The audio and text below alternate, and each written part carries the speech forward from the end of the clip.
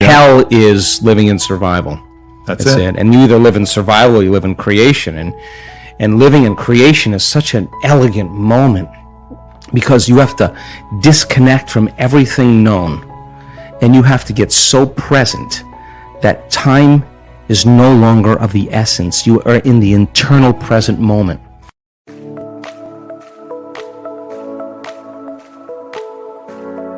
Welcome to Good Vibes. We are dedicated to raise your vibration to make you inspired and make your day. Before we start, hit the subscribe button and the bell button next to it. Enjoy the video. This is a flip because when we're living by our senses in three-dimensional reality, this space-time continuum, there's an infinite amount of space. And with an infinite amount of space, I'm local. I have a body. I'm local in space and time. And then I want to move from here to the door. At one point of awareness, Joe Dispenza, my other point of awareness, the door. So in order for me to go from here to the door, I got to move my body through space. And guess what? That takes time. So if I'm creating matter to matter, here's me, Joe Dispenza, where's my dream?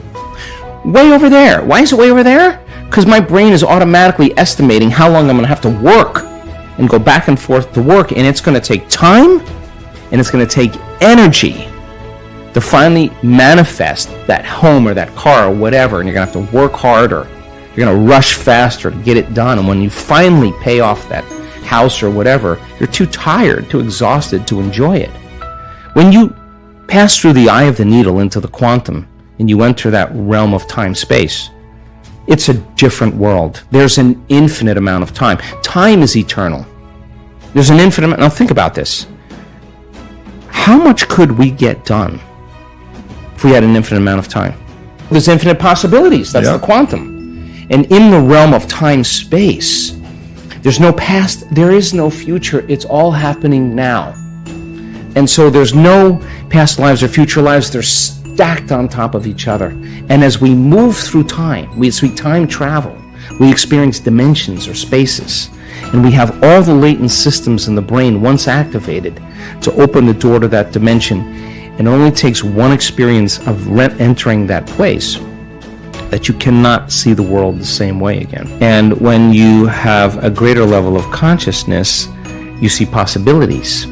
And in a sense, you're energized by information. You're enlightened. You're filled with light in some way, and you see possibilities that you haven't seen before. Now, getting beyond the analytical mind is one of the main purposes of meditation. And I can tell you that the analytical mind is always going to talk us out of possibility because it is fascinated on trying to predict what's going to happen next. So if you can predict your future, then you're laying a known on an unknown. And this is a habit we have because the brain is an anticipation machine. So there's many different obstacles and resistances that come with a persistent disbelief that has been programmed over and over again. I mean, I don't watch television, but I've watched it because of what's happening in the world, and I am so insulted by television commercials. I can't believe people would sit there and allow that information to program them, some drug to make them feel a certain way, some look, some whatever. You don't think that has profound effects on programming a person into limitation? When I wrote the book, You Are the Placebo, I was so angry at myself for 2 weeks. I was so frustrated with myself because I bought the program. People believe they need a flu shot because they don't believe their body's innate capacity to heal. 4 days teaching people how to elevate their state increased immunoglobulin A in our research by 50%. Immunoglobulin A is your body's primary defense against bacteria and viruses. It's better than the flu shot. It's better than a flu shot. But that's not the information that people get. So there's a layer of programming that's happening. And the beauty behind all of this is nobody's buying information any longer. I love it. And I'm not prone to believe that guy in that tube telling me the way it is, and nobody should. and more people then, as they start to wake up to information, there's a change in energy. Because change in consciousness requires a change in energy. And now, a greater energy causes systems that were once stable to become unstable, to become chaotic. And chaos is just unpredictable order. It's novelty, it's newness, it's an unraveling of systems. So hang on. This is a really profound time because it's got to break. And when it breaks, something better come out of it. And it's not going to be governments and politicians and religious figures and whatever leading the way. There is no one leader. Everybody's got to lead. Just like those birds that move in one direction, or those fish that are all in a school and they're moving together to give the appearance of something bigger to predators. You study that principle in biology. It's called emergence. You think that there's one leader that everybody's following. Everybody's leading.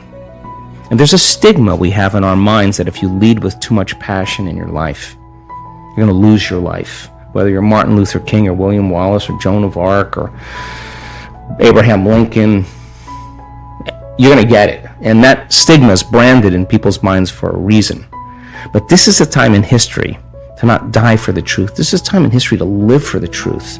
And if you're working on your anger and frustration, and I'm working on my fear and anxiety and my judgment, and I'm taking care of me, and you emerge in that heart of yours, and I emerge in that heart, we are going to be like-minded. We're going to be connected by that invisible field. Now everybody's leading, and you just can't take out everybody now. So we can't wait for anybody else to take care of us.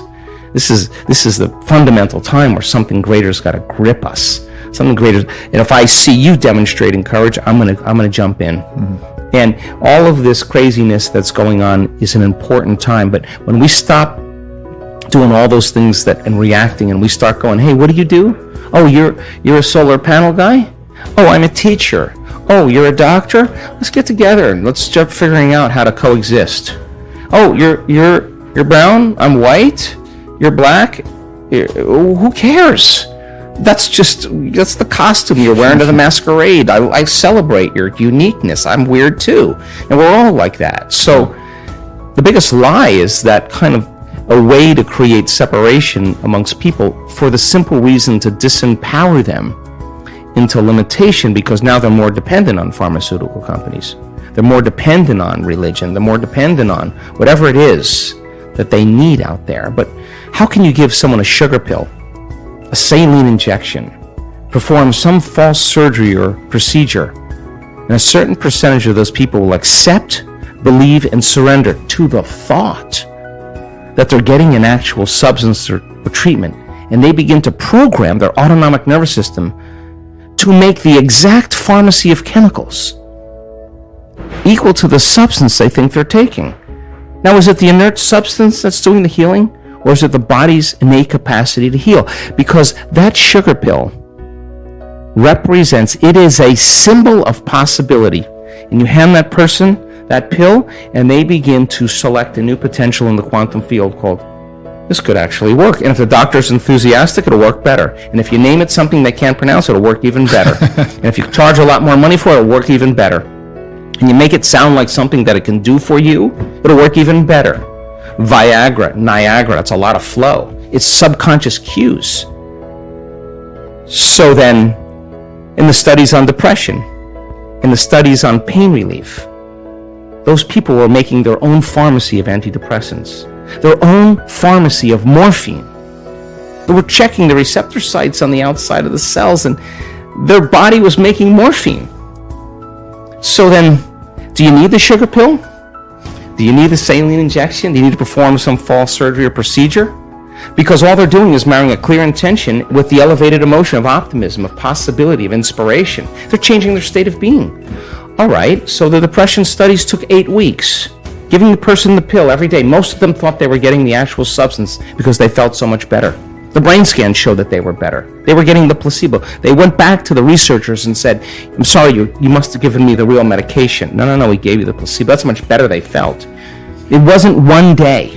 They didn't take it once and say, I'm better. They took it for 6 weeks. So then people are so entitled to thinking that the moment they press on their cell phone, they get answers and information. It's not how it works. This is a practice. Every day, changing your state of being. Doing it for 8 weeks without a sugar pill. Just marrying a clear intention and elevated emotion, changing your state of being without any exogenous substance. Sooner or later, you start feeling good. You practice feeling good every day for 8 weeks, you're going to start feeling good. It's just going to be the side effect. It just makes sense. And you are what you practice. You practice being a victim, you're going to get really good at it. You're going to get really great at it. You practice being a master or a mystic. Keep practicing. Walk as it, talk as it, sit as it, surrender to it, become more of it and less of you. You're going to start having wacky things happen in your life. And you're not going to be able to explain that to your priest. You're not going to be able to explain that to the person who's a governor of your province. You're not going to be able to explain that to your doctor. Although, wow, what an amazing time. We have so many physicians that come to our work now. We have so many doctors, oncologists referring their people, their patients, because they understand that if they can't get beyond their emotions and their analytical mind, they are not going to heal. So, the idea that people can create a better life for themselves, to begin to change their body. In order for them to change their body, they got to get beyond their body. Because if their body's trying to change their body, it's just going to take a long time. It's just going to take time. And so when that person has that inner interaction with the divine, they get a biological upgrade. And that upgrade then is instantaneous. And that instantaneous change causes them to take a piece of the divine back here into three-dimensional reality. We take a piece of it with us. So imagine every day you started your day with a date with the divine. Now, I don't know about you. I mean, you have a beautiful wife, but I don't think you would want to miss a date with her too often. I don't. Yeah, you wouldn't. And so what is the difference between a date with the divine? If you're going to make a date, show up. And when you show up, don't complain and beg it for things and complain to it. And would you want to be around that?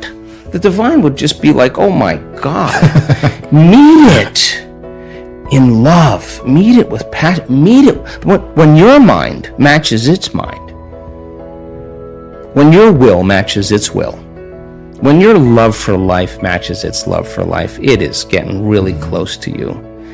And when it occurs, all the things you thought you wanted, you no longer want, because you no longer feel like you need them any longer.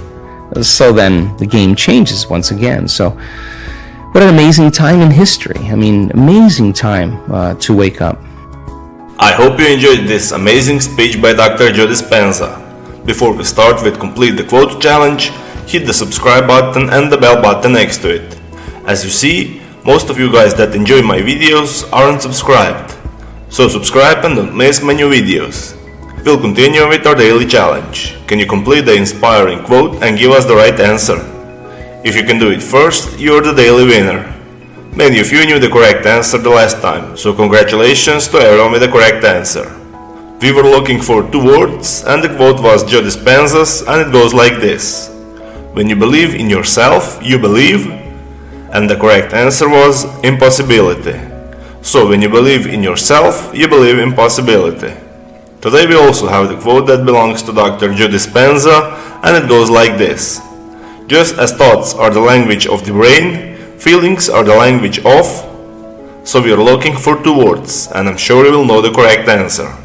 Write your answer in the comments below the video. Even if you're not sure, try and guess. You might be the winner of this challenge. If you love this video and find it helpful, give your thumbs up and share it with your friends. Help me make this video more popular. Don't forget to subscribe and hit the bell button so you don't miss my new videos and new challenges. So hit the bell button and you'll get noted when my new video is published. If you really like what we do here and want to support us, you can join our channel and our community for a symbolic fee and get many other additional features. You can do that by clicking the join button next to the subscribe button, or you can click on the link in the description of this video. Stay good and have a great day!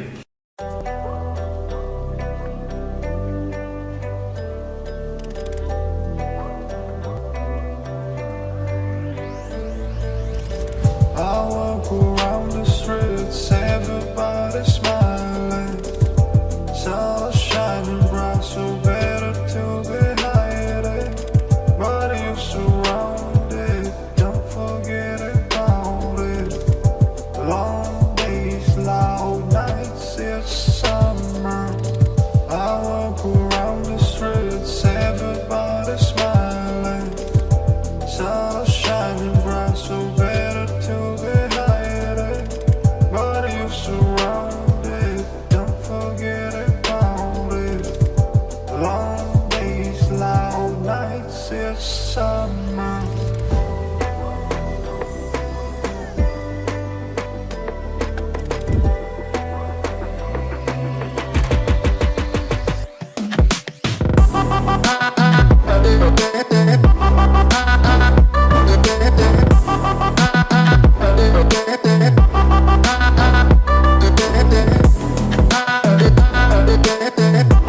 Quên đi bao câu hứa mình còn cho nhau, quên đi bao nỗi đau mình dành.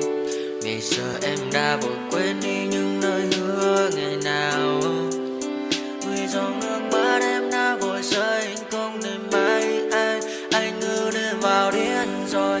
Anh như say đôi mắt môi, anh như chỉ còn muốn em bên cạnh như gần phố xa rồi. Anh chỉ muốn em cạnh đấy thôi, không muốn em ở bên đời, chỉ muốn em anh bên người. Người đã gỡ bước đi xa trong cơn mưa chiều vội vã, người đã bước quên anh khi cơn mưa qua gần vội vã.